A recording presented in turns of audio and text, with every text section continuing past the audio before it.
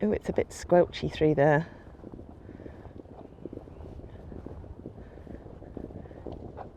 You made 3 beautiful tracks through the field. Oh, oh my goodness. Can you all go to the right feeds? No, Uber, that's not your feed, is it? Look, we're a bit wet again. But you know, they've paddled through the water, come for their feed. And somebody said to me yesterday, why don't we just shut them down in the long field? The one down the end of the track here. But they don't like being in there because they like to be able to see the farm and be close to where they come in. And also bringing them down this track is not the easiest thing to do. You know, bringing them out of this gateway isn't the easiest thing to do, but when you're having to walk them down this long track that's very uneven and slopes into the beck, it can be quite scary at times for them and for us. So it's not the safest of routes to bring them along, which is why we still have them in here.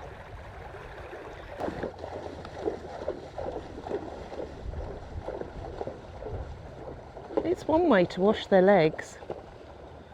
That's Yodel and Spesh coming in today because they've got a little bit of time with Rachel. As you can see, with the amount of rain that we've had recently, this is where it's so important to get the drainage right in the girls' turnout, you know, to try and get rid of some of this water that we get down at the bottom of the hill. So Tony's been working away in there all day and has very kindly explained some of the work that he's doing.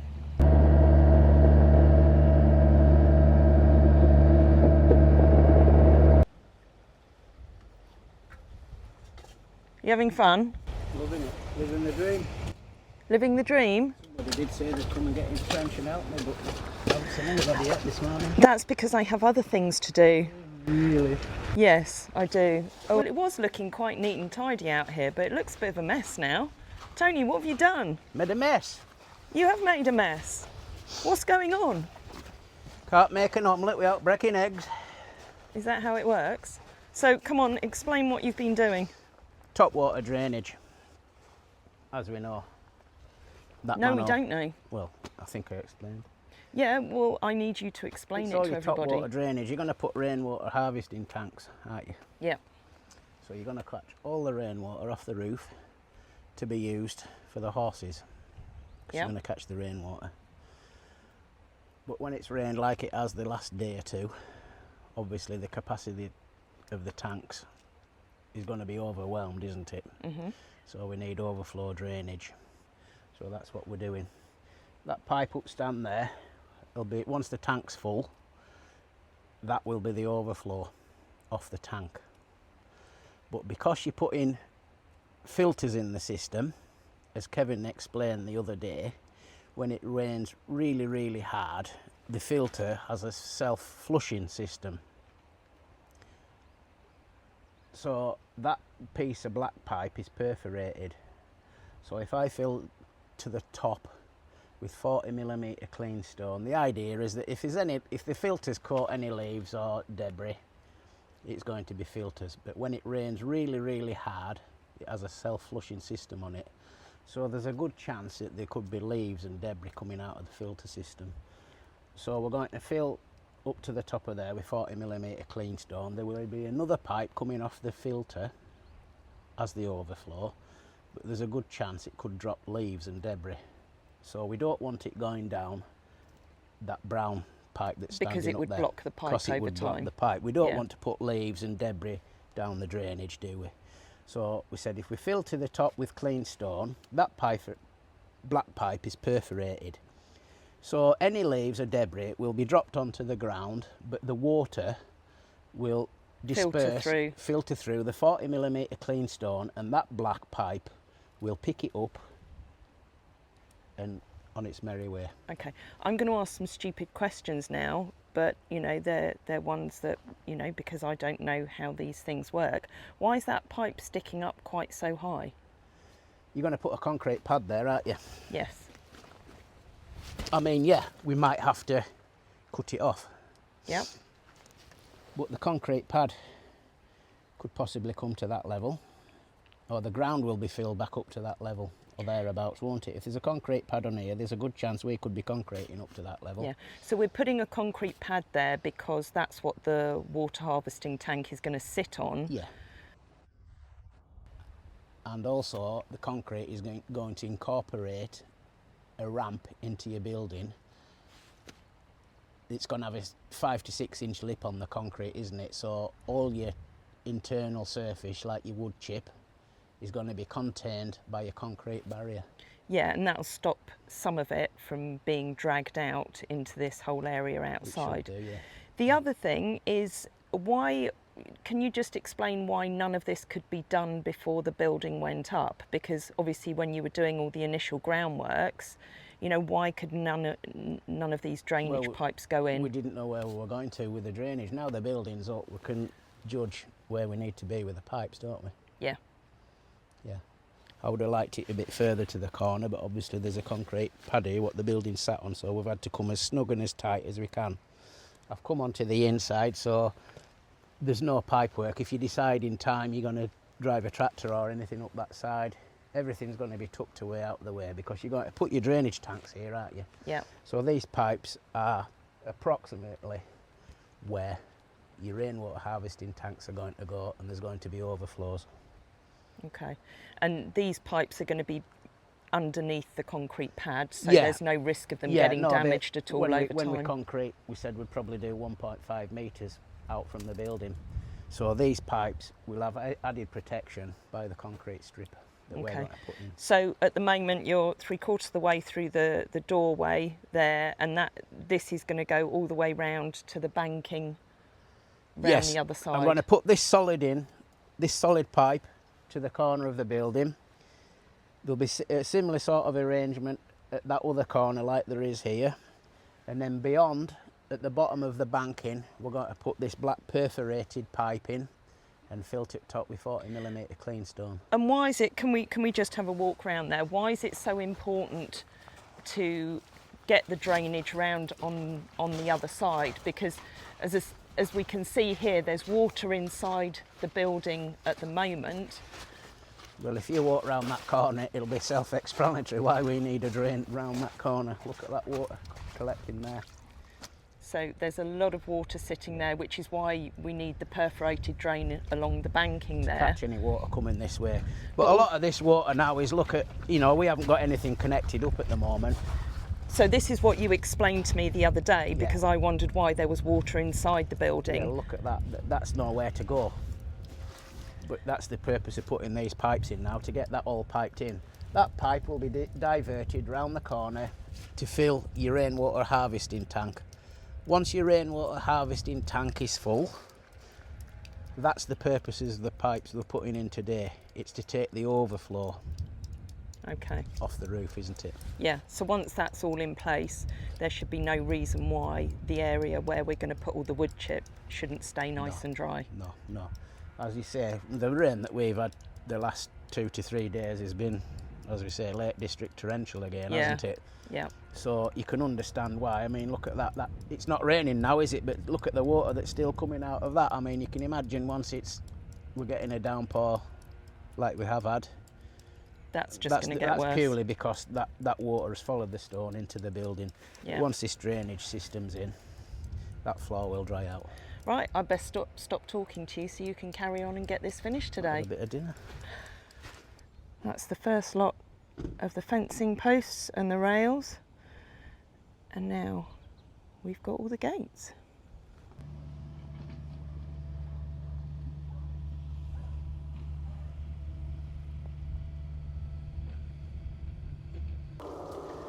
Well, it's really not nice again today. That's Hoyt's Jubbers on the left, Rainbow Boy on the right, who's probably going to be wanting to come in soon. But at the moment, we have a bit of a full house in here.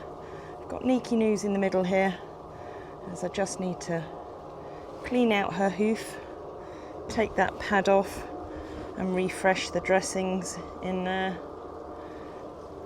And then we have little Spesh in and waiting for Rachel. So she's going to have a session with Rachel, as well as Niki News and Yolanda, who's in Bessie's barn drying off at the moment. And then little old man Hidda is in here sheltering in the rain, out of the rain. Meanwhile, I think Annie and Ren have gone off free reining up the top end of the farm.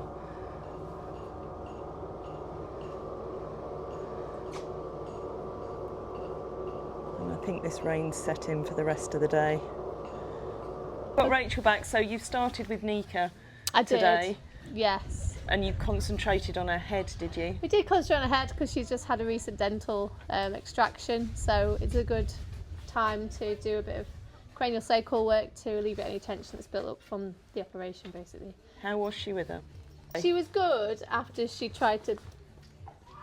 She'd Barge be through good the and then door. she'd barge me into the fence. Yeah, that's kind of Nika, that's who she is. Yeah, but then there were certain times where she then got better as time went on, so she didn't barge us away as much, and then she calmed quite down and responded really well. I think that's who she is, because it's like Yeah. with the Hoffmag, she couldn't cope with it first of all, but No. once she understood what it was about, Yeah. she I seemed think to relax into it. She's alright when you have her first do a hold, but then when things start changing and softening, it would she'd feel it in her head, and I think it's like a bit of an anxiety thing, but there's a change she can feel, so then she barges through. But as the time progressed, she was a lot better and didn't do it quite as much. Okay. Not as bad either, like she calmed down. Yeah? Yeah. Oh, well, that's good. I did some adjustments on the right elbow. She's quite stuck on that right Oh, was forelimb. she? Okay. Yeah, and when we were trying to move it, she was like ears back and tried to kick me with the hind end, so it was really like Oh, that's interesting. uncomfortable. So would that be because she's been using that side a lot Yeah, more because of she's she's offloading. protecting Yeah. the one where she's So got the white line disease? The elbow had almost like rotated in and was like stuck to a side. So obviously when I pick it up and I try and bring it out, it was all like, well, the elbow wouldn't wing out, if you know what I mean. Yeah. So then it was quite uncomfortable. So we did some adjustments with her. She got her mobility back, and then she was fine. She didn't care. Okay. So she's a lot happier through that elbow, so that's really good. Oh, that would have done her the world of good. And then we did some scar tissue work because all the layers are compressed and there's no mobility. So where it is, it's right at the bottom of the neck muscle that runs all the way down the neck. Yeah. So that one attaches to the neck bone, the first neck bone. Okay. So that could cause a headache as well. You know, like because Oh, it's that's causing like interesting. a pull on the head. Because she always loves to be scratched around that area. She might be enjoying scratching for the sensation because I imagine it's a bit like numb. Yeah. Okay. Okay. So yeah, any scratching and moving. I said when you get the Hoffmag on her, put it on that scar. She might not be able to cope with a lot of it because sometimes the vibrations can irritate the tissue and get it uncomfortable. But the vibrations should help increase circulation, start to like bounce the layers Yeah. apart. That's the idea. We'll do It a has bit of got that. more mobility and it's got a bit more, like I was doing some skin rolling. I'm doing it on my hand and things, and Oh, yeah. people are going to be like, what are you doing? Oh, I'm sorry, everybody, that I didn't get any of it on video. Oh, did you? No. No, because I wasn't here. I was down the road getting pipes and everything. Anyway, so next it's Spesh's turn, and then Yodel will be last. But Hidda's saying, Rachel, I want a No. session too. Yup. I think everyone's heard that Rachel's here today, because we've got a true barnful now. We've got Renska there at the hay hole. We've got little Hiddy Hops, Princey, Annie's hovering over there, and Rachel and Molly are in with Spesh. Or Sausage, as you've now called her. There were various views about the new name on YouTube. I think most people quite liked the name Sausage, but then I think Linda said they've all got far too many nicknames as it is, so we shouldn't give them any more. So we'll stick with Spesh. It's been my own nickname for a while now, it's just you heard it, that's all. Exactly. Yeah, special sausage. Yeah, stop licking me. Yeah, but she likes licking. She's got a licking fetish. She used to always lick feet. Now she tends to just go for hands. Now you come running, you make me walk across the field first of all. Hello, Uber. Hello, handsome boy. I've actually come for Hannes. Hey, Iceman. Are you all going to run down to the gate now? Come on, Hannes, I need you because you're looking particularly scruffy today. Bye. And I need to get you in because that plait is looking very sad and I don't know what you've done to your forelock, but it needs some attention. Oh, listen to the squelch. Right, come on, boys.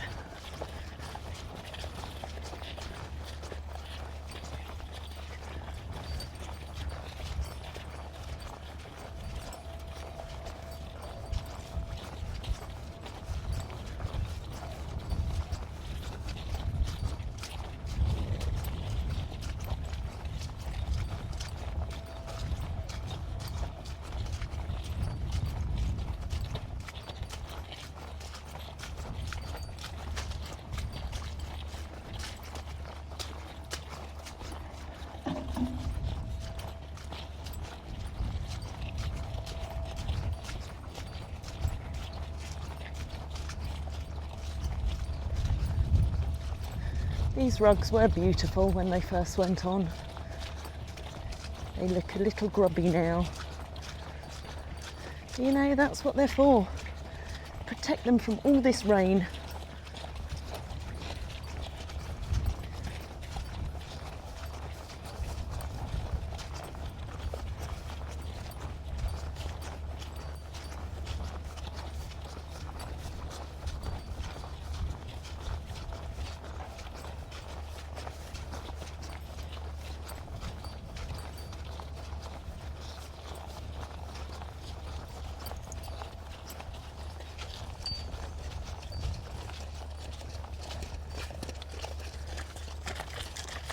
Stopping for a toilet break. I'm sorry, I'm not bringing all of you in. Just Hannes today, but Uber, I'm sure Frey will bring you in tomorrow. So Rachel's now having a look at Yolanda, our wonky yodel, with her wonky shoulders. That's Spesh having a shout in the background. But Rachel found that Spesh didn't want to pick her front legs up, which is one of the reasons why Chris decided to take her shoes off, because she really struggles with them. And what Rachel found was that there was a lot of tension through all her limbs. So she suggested that we focus on the one limb that turns out a lot. Let me take you round to Spesh. With the Hofmag for a week, to see whether it helps with her being able to straighten it up a little bit. But as I explained, I think until we've got the girls in their new turnout area where we've got nice dry space to work with them, we'll wait until then to start doing this so that we know that we can do it consistently. But for now, she's doing really well without her shoes on, which Chris took off a while ago. And for those that don't know, she does have a fractured extensor process in her front right foot, which is something she was diagnosed with quite a few years ago now. So she'll have learnt to compensate and move in a way where she's protecting that foot. But while Molly is there with Rachel and Yolanda, I've got this young man who is usually such a glamorous boy. So a lot of you have seen beautiful glamorous pictures and videos of him. But this is what can happen at this time of year, especially when he decides to bury his head in the hedges. And I think we've got a whole load of burrs in here. So we're going to go and spend some time in Bessie's barn, getting him all cleaned up, get this mane sorted out, which is an absolute mess. Get him clean and tidy, get some pig oil on his legs, and put him back out in the field so he can get grubby again. Hannes, as I think this might take a little while, we'll maybe share it with everybody on a bit of time lapse.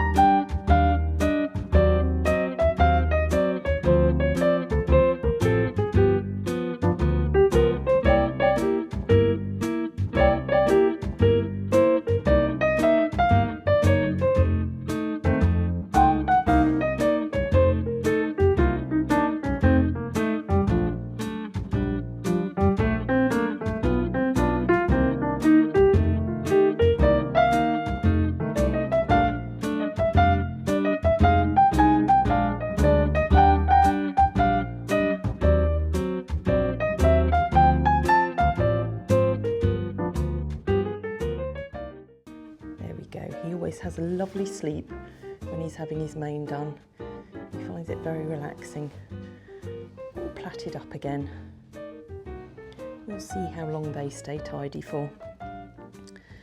The legs are nice and clean. The tail's clean. They'll be dirty again tomorrow, but that's okay. Eyes all cleaned up as well, and it's a good opportunity for me to actually show you a little bit of a close-up.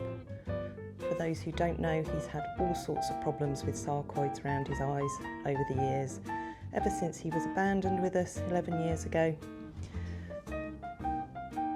But the fact that no more are growing there at the moment, or not obviously growing there,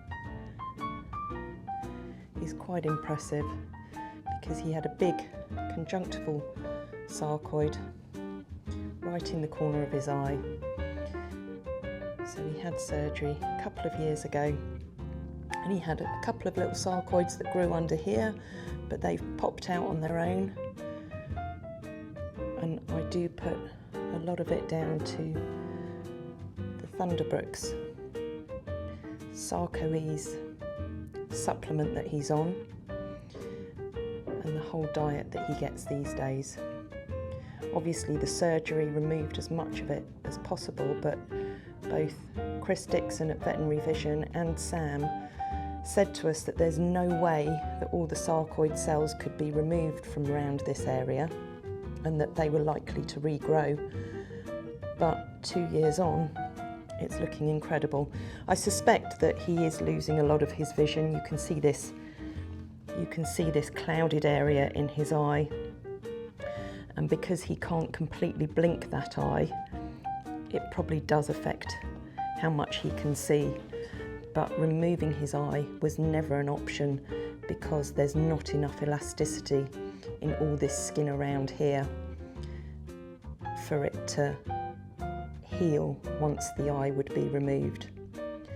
So we clean it up every day. We put heel balm around here to keep this skin nice and soft, and we put gel in his eye to help keep it nice and moist. But he's such a fabulous little horse, and it's been really nice for me to spend a bit of time with him today as well. But now you're all clean and tidy, we're going to get your jumper back on and get you back out with your boyfriends so that you can keep moving.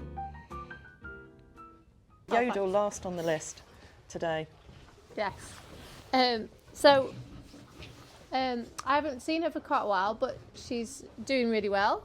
Nothing new, nothing major. So look back to my old notes, and nothing extra has cropped up. So that's a win in my opinion. That's good. She's clearly getting a lot of release of tension with all that yawning. Yeah, she's doing a lot of yawning now, which is great. So in the gait analysis, we saw that her pelvis, the right side, was moving a bit more forward than the left. So that's the adjustment we made there. Okay. But that hadn't seemed to have a negative impact on her back or her spine. Sometimes it can sort of put a little curve in the back, but when it hadn't. So that's the main thing with the pelvis.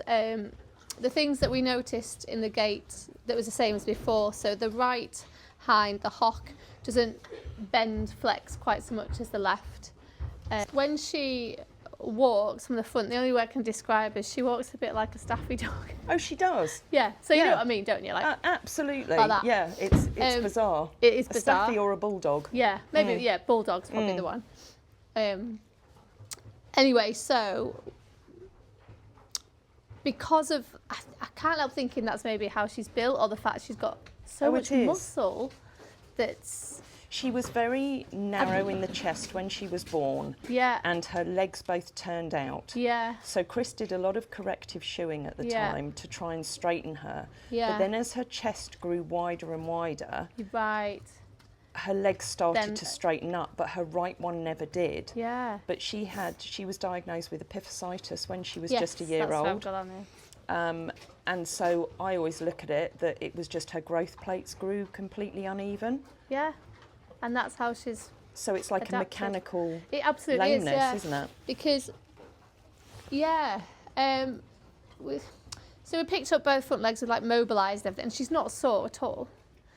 She's just got no movement. So a horse's knee isn't like our knee; it's like our wrist. So it has more movement than we think it does. Apart from her. Yeah.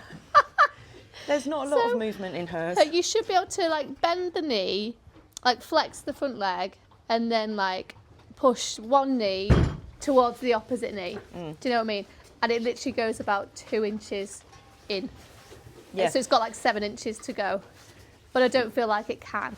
No, and it's like if you try and pull her leg out the front to straighten it, she can't do it. And Yes, this is so where Chris struggles as well when he's shoeing her. Right. So I straightened the left one, the left front leg. She was like, "Ding, take it, do my nails." And the right one, she can, but it has to be a lot lower. It does, doesn't it? Yeah. Yeah. But she did stretch it absolutely fine. So because of all that weirdness in her front, she tends to have, like, through the thoracic sling and the chest, gets a little bit of tension. So we did mainly acupressure really around there, because in a skeletal point of view, she's there's nothing really there. Do you know what I mean? It's more just the tension through the body. And she is how she is. I did an adjustment on her sternum because it does shift to the left, but I honestly think with that big shoulder, it's kind of how it's all settled now. Yeah. Because I think I did that last time, and I just did it to see if it would help. But Yeah, exactly. And she's just learnt to move in a way that's comfortable, that's comfortable for her. Yeah. And she's Mm. not. I couldn't find anywhere. Not that I seek it out, but I kind of do. Couldn't find anywhere that hurts, basically. You know, that's when we're a going good through all thing. the joints and mobilising it, there was nowhere where she was like, get off. Well, that's so that's a win, always isn't really it? good. Yeah. Yeah. And again, you know, she's another one that I'm keen to get on the Hoff mag. She's not had a session yet. Oh, that'll just be to see if interesting. it loosens those shoulders up a bit. It's Yeah. never going to straighten them because No. that's the way she's built. No. Um, No, absolutely. Yodel. She's not a fan of him. No. Do you not But, want your rug on? Oh, she's brilliant though. I really like her. She's a good the most. person. She makes me laugh. She is. She's really kind with all people. She's not kind with the other horses because No. she's the No, I boss of all noticed the that. girls. There you go, Hannes. Do your best not to put your head in any more burrs. Would you like me to top up your treat balls?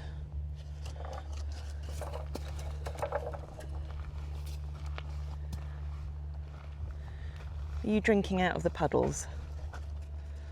I think that is a sign that they need more treat balls. I'll top you up. I wake up in the morning with a smile on my face, feeling thankful for the love and the happiness we chase. Sun is shining brightly, sky so blue and clear. With every breath I take, I'm grateful you are near. So grateful, yeah. Thank you for the laughter, thank you for the tears, thank you for the moments that we hold